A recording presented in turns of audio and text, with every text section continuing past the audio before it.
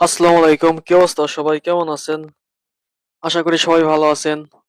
আর আমি আপনাদের দেখাবো কাশিনাথপুর থেকে পাবনার রোডে পাবনার যাওয়ার সময় এটা হচ্ছে রাজাপুর রেল স্টেশন।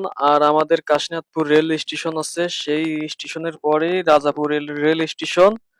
আর এই স্টেশনের মেন রাস্তার সাথে এখানে প্রতি বছর আপনার ঘোড়ার যে প্রতিযোগিতা সেই ঘোড়ার প্রতিযোগিতা হয়। আর আমরা ছিলাম বেলা ১২টার দিকে, আর ঘোড়ার প্রতিযোগিতা হবে ২টার দিকে, যার কারণে আপনাদের সেই ঘোড়ার যে প্রতিযোগিতা সেইটা দেখানো সম্ভব হয়েছিল না। আর এটা হচ্ছে সেই রাজাপুর রেল স্টেশন, আর মেন রাস্তার উপর দিয়ে এটা রাজাপুর রেল স্টেশন। আর রাজাপুর রেল স্টেশন কাশিনাথপুরের পরে রাজাপুর রেল স্টেশন।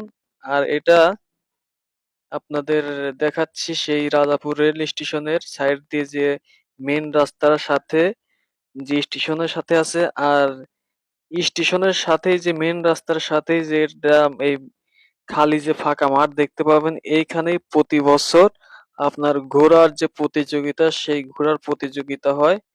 আর সেই ঘোড়ার প্রতিযোগিতা দেখার জন্য অনেক মানুষ ভিড় হয়। আর দেখতে পাচ্ছেন যে পতাকা আছে হলুদ লাল, সেই পতাকাগুলো হচ্ছে প্রতি বছর এইখানে ঘোড়ার যে প্রতিযোগিতা হয় সেই ঘোড়া যার প্রতিটি ঘোড়া এখানে নিয়ে এসে সবাই ঘোড়ার প্রতিযোগিতা করে। আর আর এই মাঠেই সেই ঘোড়ার প্রতিযোগিতা হয় সেই রাজাপুর রেল স্টেশনের সাথে।